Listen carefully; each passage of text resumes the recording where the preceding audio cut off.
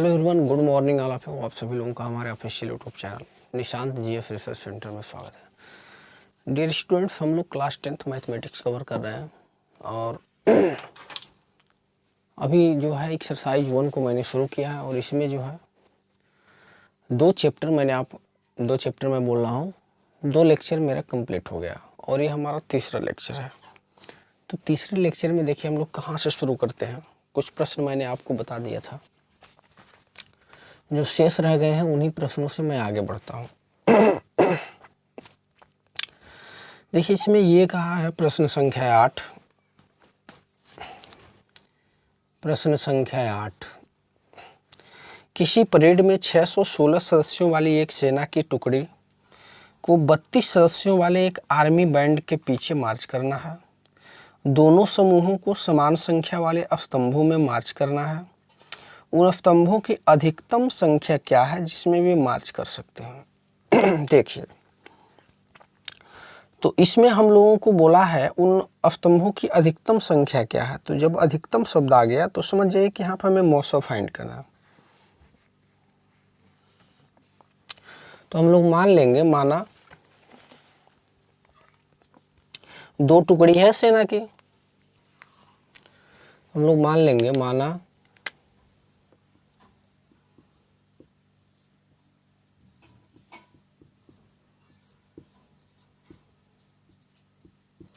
पहली टुकड़ी में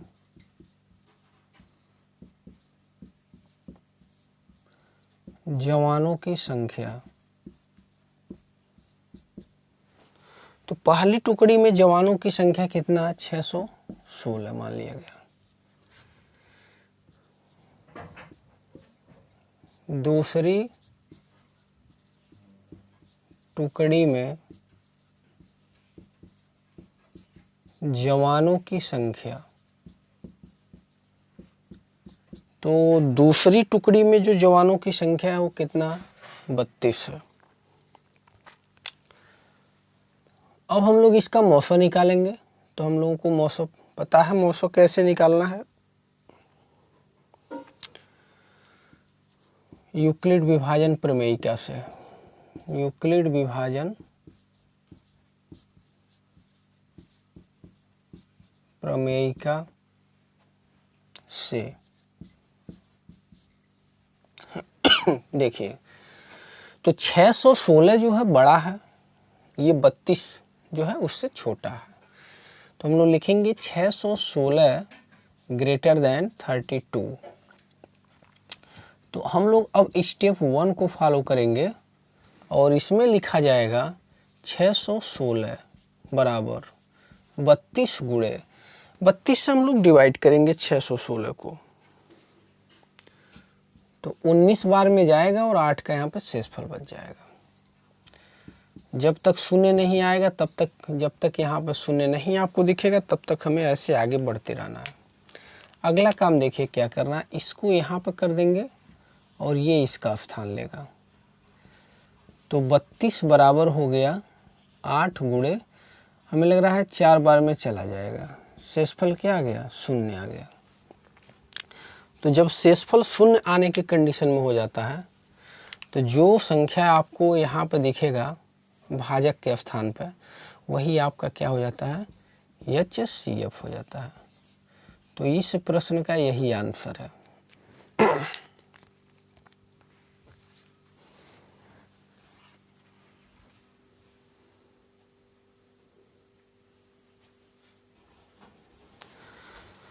इसके बाद हम लोग प्रश्न संख्या 9 को कवर करते हैं।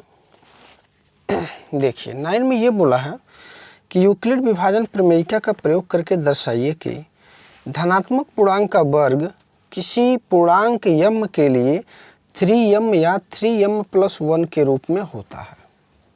ये है प्रश्न संख्या 9। तो हम लोग मान लेंगे, माना x कोई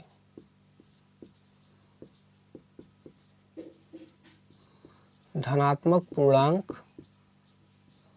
है जो 3q व 3q+1 के रूप में है, ऐसा मान लिया गया है। देखिए प्रश्न में तो ये बोला है कि जो धनात्मक पूर्णांक का वर्ग है वह 3m या 3m+1 के रूप में होता है। देखिए ऐसे दिया है, धनात्मक पूर्णांक का वर्ग 3m और 3m+1 के रूप में होता है। तो हम लोगों ने यहाँ क्या माना कि x जो है धनात्मक पूर्णांक है जो 3q और 3q+1 के रूप में है। इसके विपरीत हम लोगों ने माना है, ये m के रूप में चूंकि दिया है और मैंने किस फॉर्म में माना है, 3q+1 के रूप में।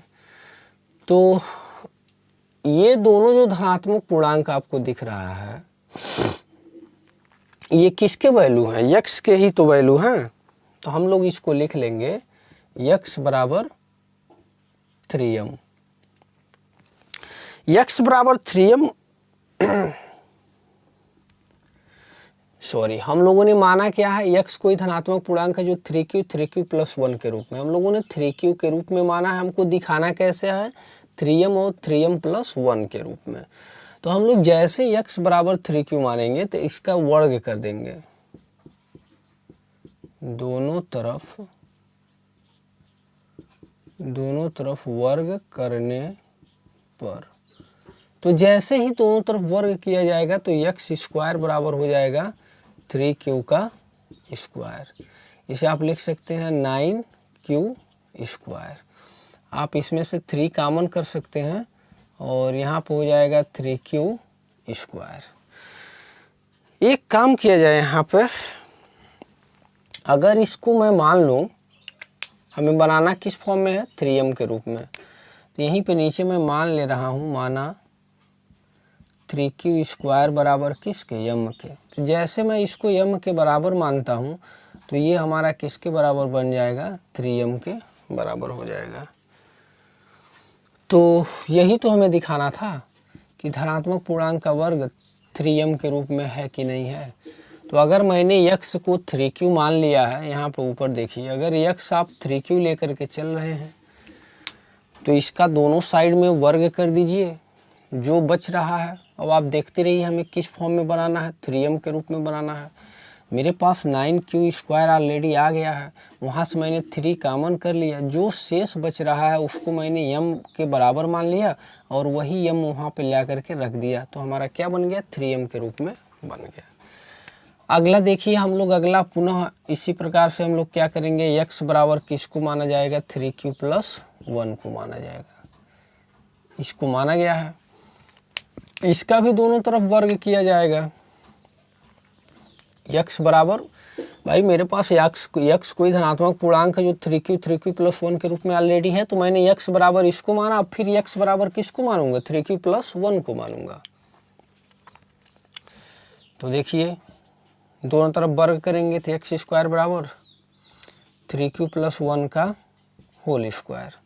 इसका जब प्रसार करेंगे तो 3q का स्क्वायर प्लस 1 का स्क्वायर प्लस 2 गुणे 3q × 1 ये मिल गया। और आगे बढ़ाइए तो 9q² प्लस 1 प्लस 2 3 6q, ये टोटल गुणा होगा तो 6q होगा। अब हमें जो है 3m+1 के रूप में बनाना है, तो मैं क्या करूँगा, 9q² प्लस 6q एक पास लिखूँगा, प्लस का 1 किनारे में लिख देता हूँ। हाँ, तो अब इसके बाद क्या होगा, इसके बाद मैं इधर बता देता हूँ। इसमें और इसमें 3q मैं कॉमन करूँगा, 3q 3 ही कॉमन कर ले रहे हैं, कोई दिक्कत नहीं है। 3 कॉमन करेंगे, हमें इस रूप में बनाना है ना, इसलिए तो बचेगा 3q² और प्लस 2q बचेगा, प्लस का 1 बच रहा है। अब ये पूरा चीज़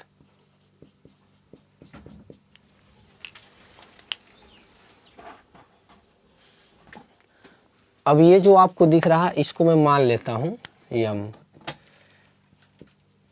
3q² प्लस 2q।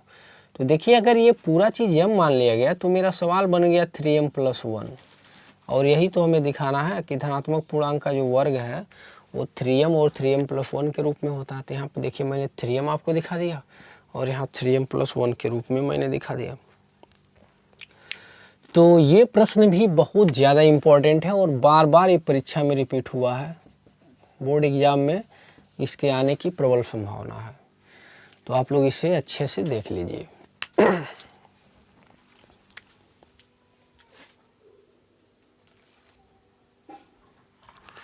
देखिए अभी हम लोगों ने जो प्रश्न लगाया है सेम उसी का अगला कॉपी है, एकदम वैसे ही है, एकदम सेम।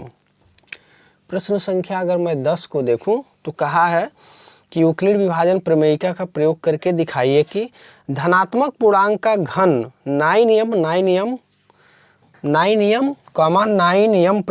या 9m+8 के रूप में होता है। तो हम लोग मानेंगे, माना यक्ष कोई धनात्मक पूर्णांक है। यक्ष क्या है? कोई धनात्मक पूर्णांक है जो 9m,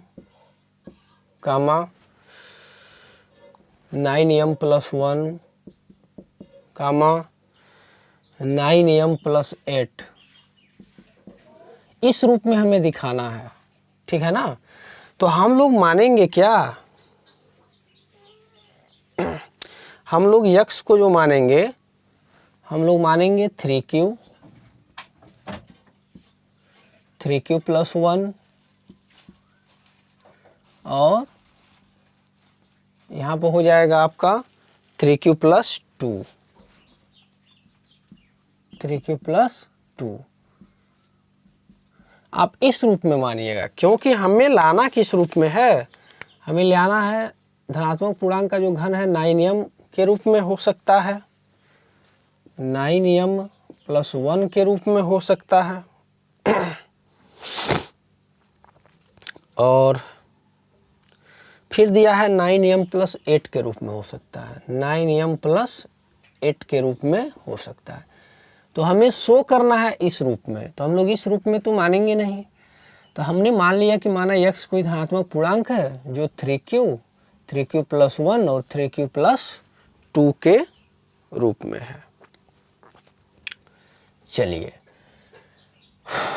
अब जो है हमें घन के रूप में दिखाना है, पिछले प्रश्न में हमें वर्ग के रूप में दिखाना था।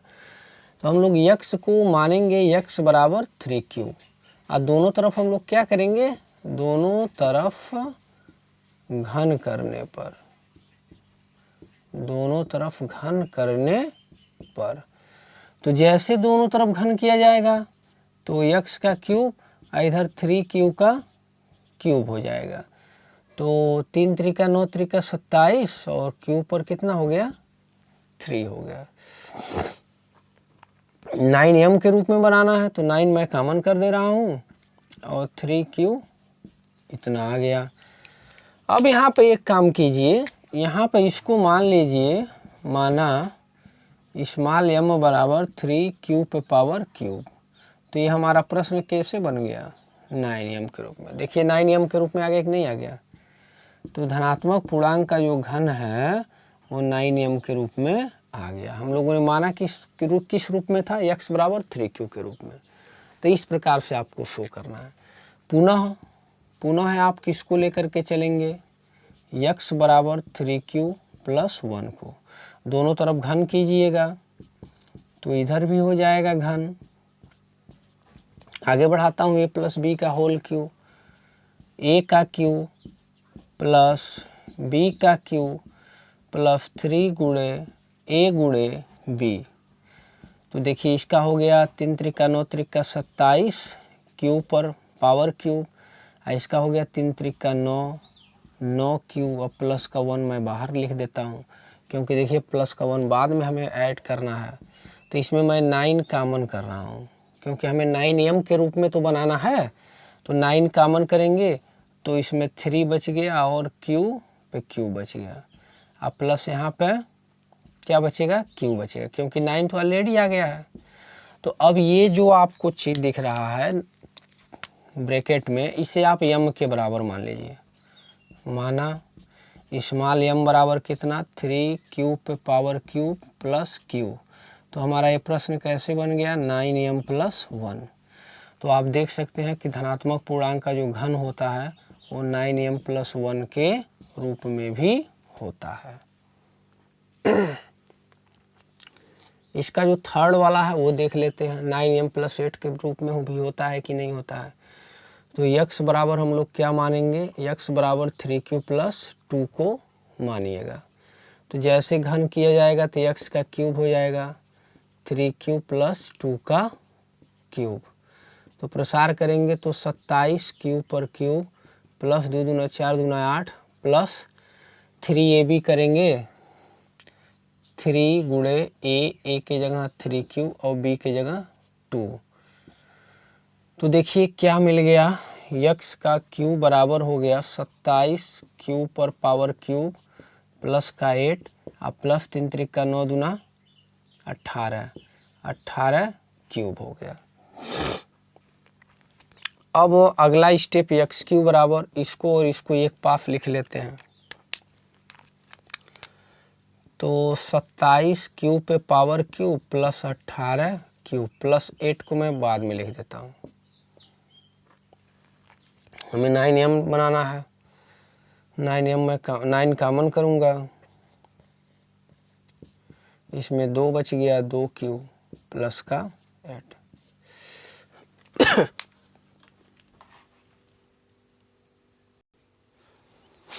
तो अब जो है इसमें क्या करना है, अब ये जो आपको दिख रहा है ब्रैकेट में इसे मान लिया जाएगा। माना स्मॉल m बराबर 3q पे पावर क्यूब प्लस 2q। तो क्या मिल जाएगा 9m + 8 मिल जाएगा जो कि x³ के बराबर है। तो ये भी प्रश्न जो है बोर्ड एग्ज़ाम में बार बार पूछा जाता है। कितनी बार पूछा गया है इसका कोई लिमिट नहीं है। NCERT बार बार ऐसे प्रश्नों को पूछता है बोर्ड एग्ज़ाम में, तो इन प्रश्नों को आपको अच्छे से समझ लेना चाहिए। तो यही है इसका प्रोसेस, बस मान लेंगे आप अच्छे तरीके से। मान लीजिए हमें इस रूप में बनाना था तो मैंने 3q लेकर के चला, हमें इस रूप में बनाना था तो मैंने 3q + 1 के रूप में लेकर चला, 9m + 8 के रूप में बनाना था तो 3q + 2 के रूप में लेकर चला। घन करते गया, फिर अपने आप जो है चीज़ें बनती गई। तो इसे आप 2-3 बार समझ लीजिए, काफ़ी इम्पोर्टेंट प्रश्न है।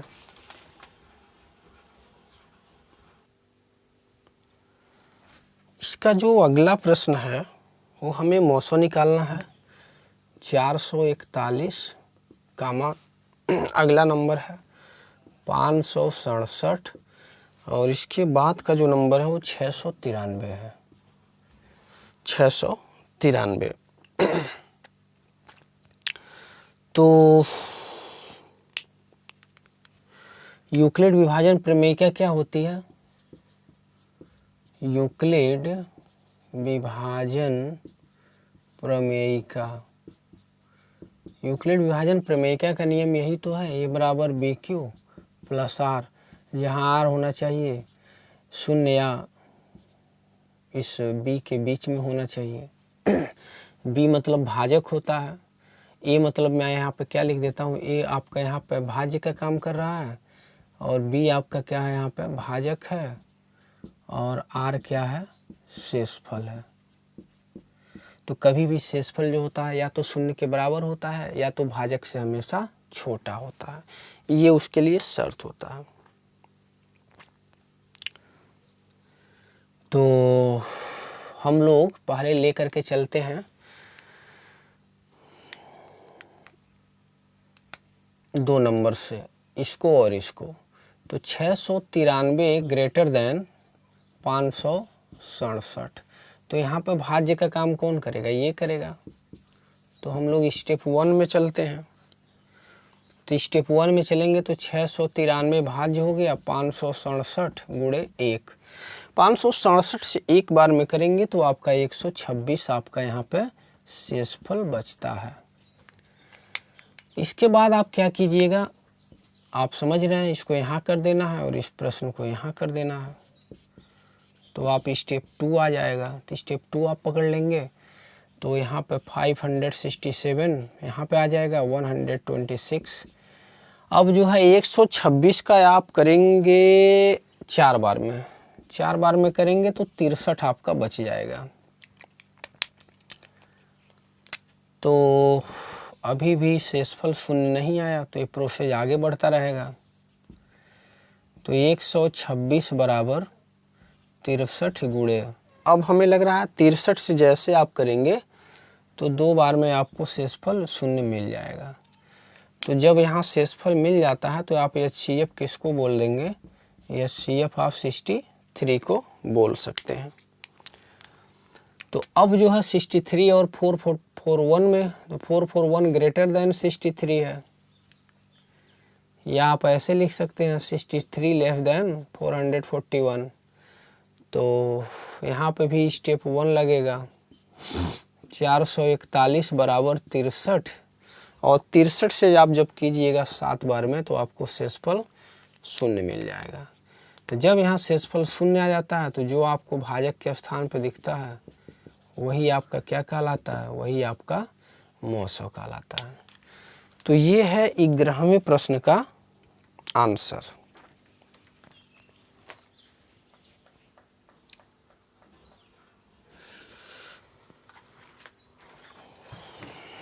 इसके बाद जो 12 नंबर का प्रश्न है उसमें ये कहा है कि किसी धनात्मक पूर्णांक का वर्ग किसी पूर्णांक q के लिए 4q या 4q+1 के रूप में होता है कि नहीं। तो हम लोग लिखेंगे यूक्लिड विभाजन प्रमेयिका का नियम, यूक्लिड विभाजन प्रमेयिका नियम। तो यूक्लिड विभाजन प्रमेयिका का नियम कहता है a बराबर BQ प्लस R, जहाँ पे जो R होता है शून्य या इस B के बीच में होता है, या शून्य के बराबर होगा या तो B से छोटा होगा। तो यहाँ पे जो बोला है दर्शाइए कि किसी धनात्मक पूर्णांक का वर्ग किसी पूर्णांक Q के लिए 4q+1 के रूप में होता है कि नहीं। तो अगर हम लोग a बराबर 4q प्लस R माना, a बराबर 4q प्लस R, तो यहाँ पर जो मुझे R का मान मिलेगा इस 4 से छोटा मिलेगा, अर्थात 0 1 2 3 हमको R का मान यही मिलेगा। तो अब जो है हमें दिखाना है इस फॉर्म में 4q और 4q+1 के रूप में होता है कि नहीं। ठीक है, तो एक काम करते हैं, अब ये जो R का मान मिला है 0 1 2 3, यही बारी बारी से हम लोग रखते चले जाएंगे इसके मान में। तो ये बराबर R के जगह जब 0 रखेंगे तो क्या मिलेगा, 4q मिलेगा। A पर तो हमें 4q प्राप्त हो गया है,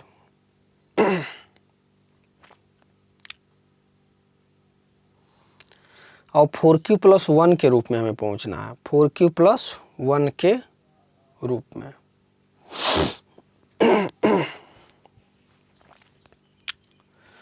तो अगला स्टेप जो हमारा बनेगा, अगला स्टेप इसे मैं अंडरलाइन कर देता हूं, a बराबर 4q आप प्राप्त कर लिए हैं।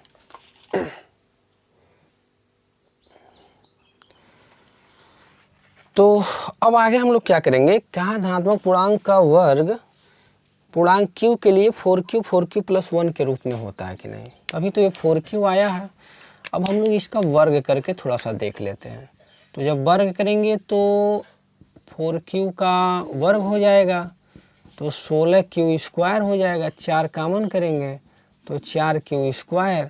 अगर इसको मैं m मान लेता हूँ तो हमारा क्या बन गया है, सॉरी, अगर इस पूरे चीज़ को मैं q मान लेता हूँ, यहाँ पर मैं नीचे लिख दे रहा हूँ, माना 4q² बराबर किसके, q के, तो ये किसके बराबर बन गया, 4q के बराबर बन गया। तो यही तो बोला था कि धनात्मक पूर्णांक का वर्ग जो होता है 4q के रूप में होता है कि नहीं होता है।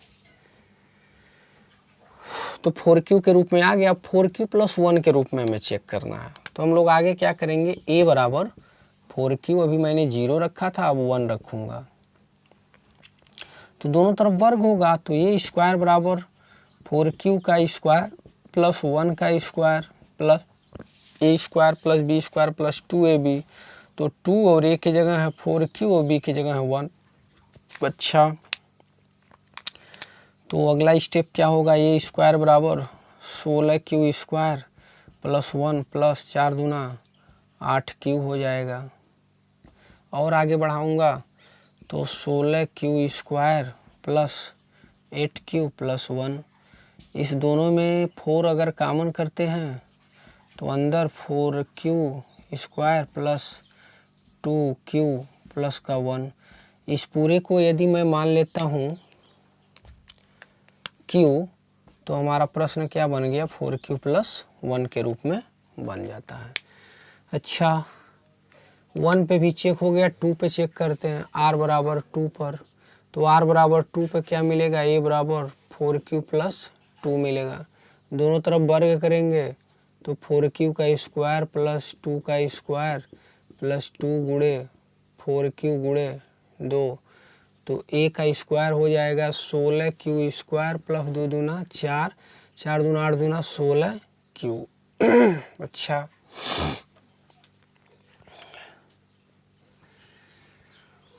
तो a का वर्ग बराबर इसमें और इसमें मैं 4 को और इसमें भी कॉमन कर लेता हूँ 4, तो क्या मिलेगा, हाँ मिल जाएगा। इसमें और इसमें कॉमन करते हैं तो यहाँ 4q स्क्वायर अब प्लस यहाँ पर 4q और प्लस का क्या है 4। अब इसमें और इसमें दोनों में से मैं 4 को बाहर करता हूँ तो ये हो जाएगा 4q स्क्वायर प्लस 4q और प्लस का यहाँ पे क्या 1। तो अब एक काम किया जाए, इस पूरे संख्या को जो है q के रूप में मान लिया जाए, तो 4q प्लस 1 के रूप में देखिए अगेन आ गया। तो इसलिए इससे पता चलता है कि धनात्मक पूर्णांक का जो वर्ग होता है q के लिए 4q प्लस 1 के रूप में होता है। आप इसी प्रकार से r बराबर 3 पे भी रख के चेक कर सकते हैं। चलिए वो भी मैं आपको दिखा देता हूँ।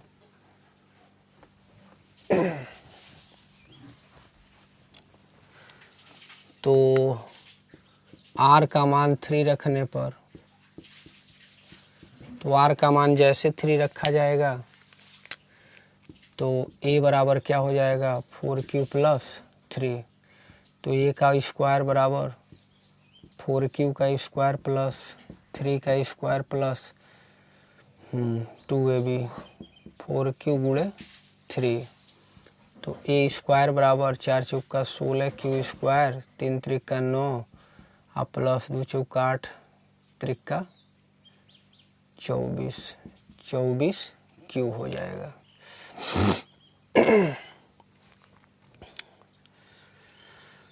तो क्या मिला यहाँ से,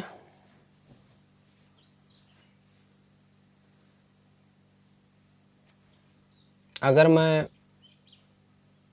4 को कॉमन करता हूँ इसमें और इसमें से तो क्या मिलता है 4q square plus 24q plus 9 है ना।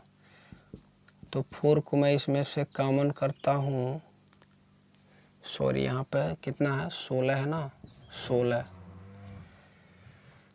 तो 16 है, तो अगर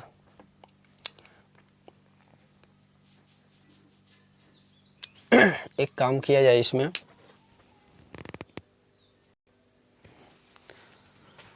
थोड़ा सा सोचना होगा। यहाँ पे 16q square plus 24q plus इस 9 को हम लोग 8 प्लस 1 के रूप में लिखेंगे। अब जो है 4 कॉमन हो जाएगा तो 4 होगा, तो इसमें और इसमें और इसमें तो बच रहा है 4q square plus 6q plus का 2 और प्लस का 1। तो इस पूरे को यदि नाम दे दिया जाए q, तो क्या बन जाएगा 4q प्लस 1। तो इसलिए ये भी संतुष्ट हो जाता है। तो इस प्रकार से हम लोग इस तीनों प्रश्न को, मतलब r का मान 0, 1, 2 और 3 पर रख करके हम लोग चेक कर लेंगे कि क्यू के लिए 4Q प्लस 1 के रूप में आ रहा है कि नहीं।